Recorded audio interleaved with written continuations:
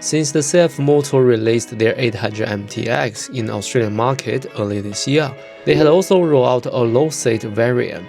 Although it's become more approachable for wider rider height, it's definitely come with a trade-off. Today at ADV Festival, I spent some proper time with 800MT-X low seat in the country road on the fast gravel to find out who is this bike really for and how it compared to the standard model.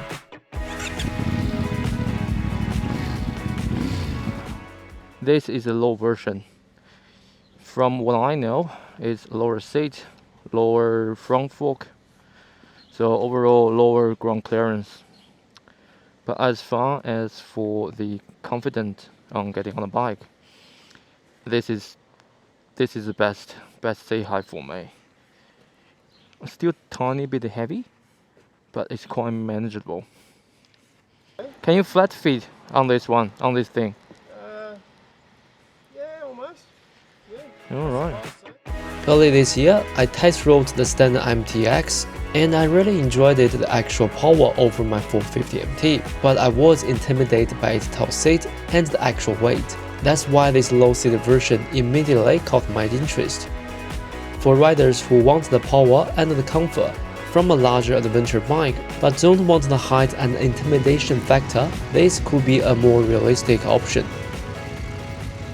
Wow, the front brake was amazing as a comparison to a 450MT. Oh, immediately power.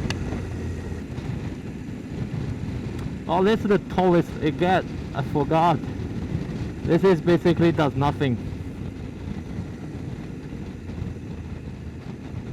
Oh, there we go. Let's do this. Oh, that's brilliant.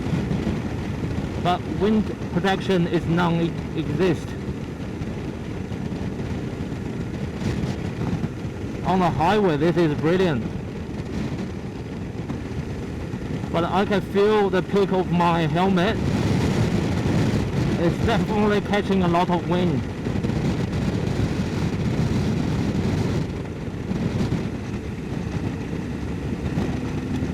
Oh my god, the power is just brilliant. For the engine, it's still awesome. Same responsive power delivered, plenty of torque, and great top end for highway overtake. The front brake are almost too sharp off-road, but on the twisty road I took today, the bike felt surprisingly sporty. For a 21-inch front end, it handled seal corner really well. For more details, please check out my previous testing video. So much torque, this is amazing. It's pretty much the thing I want to upgrade from my 450 from. The 450MT can do it, but not on the 6th gear. The problem is still the on and off of the throttle. They haven't got that one right just yet. The standard MT-X had a seat height of 870. The low seat version dropped it down to 830, which is very close to the 450MT and much easier to manage for average height rider. Cfmoto achieved it by reducing the suspension travel from 270mm down to 190, while keeping the same frame, same engine. It's basically a lower, more manageable setup. This is actually an awesome road. On the road and gravel, the change is noticeable right away. The lower seat gave more control at the lower speed and more confident when stopping on uneven ground or loose surface. Combined with the low mount fuel tank, the whole bike has a very low center of gravity and easier to move around under my body.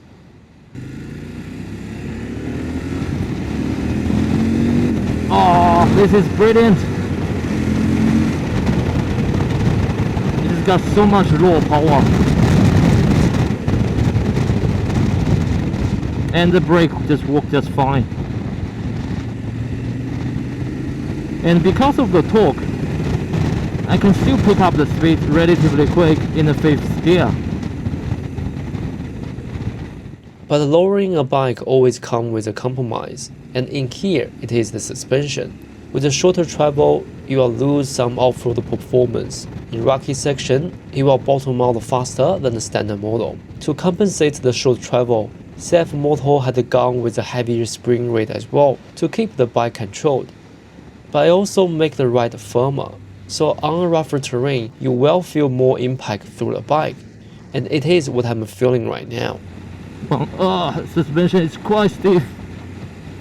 Ground clearance is another limitation. The low-seat MT-X has only 200mm of clearance. That's even less than the full 50MT. And once you add a proper bash plate to protect the low tank, you will lose even more. In short, this version isn't built for aggressive off-road rider. Oh, this one is a ripper. I know it's a heavy bike, but with a wide handlebar, I really don't feel any weight when doing this type of riding. So who is this bike for? Well, I think this bike will be a good fit for new adventure rider or anyone worried about managing a taller, heavy ADV bike.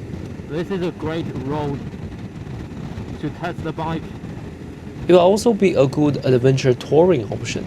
It's comfortable on long distance ride, stable with luggage, and still capable enough to go off pavement. Plus, you will still get everything that's standard on the MT-X. Big power, awesome electronic, cruise control, quick shifter, and all that adventure goodies. And because it's factory lowered, it's covered by the warranty, unlike those aftermarket lowering kit. Oh, that was fun. Brilliant. How good was that? I'm not sure if the stiffness has something to do with the shortened suspension, but it's slightly stiffer to my liking. One more thing worth mentioning, Cfmoto also offers a optional low seat from their accessory catalog, which takes another 20mm off the height. That means you can bring the seat down to 810 if you really need it. The trade-off is reducing the legroom, and on longer ride it can feel a bit cramped. It's a low seat, but still quite comfortable. But one thing to notice, it's lower. It's now the lower full pack, so the seat is lower, but the full pack remains the same. My leg is in a very awkward position. Now, like even for me, I'm cramped. It's sort of like a sport bike style. Very slippery tank. You need some sort of like tank grip for better control of the bike. I would put the handlebar a little bit forward as well. Personally, I will definitely go for a larger windscreen. The diamond bike I rode today has the actual low seat, and while it is great on the lower speed and the tactical section, it wasn't ideal for heavy comfort. Very bumpy. Very bumpy. But the lower seat definitely helped. I wouldn't be able to handling the bike that easy. Overall, the 800MT-X lower seat is a smart move from Cfmoto. It makes the bike more accessible, more confidence-inspiring, and a better fit for riders who want a bigger adventure bike without fighting the height. If you stay most on the road and the gravel and want the power, comfortable, and the touring ability, this version makes a lot of sense.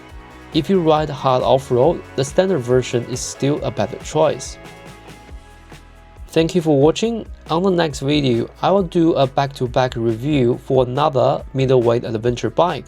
Stay tuned and I'll see you on the next one.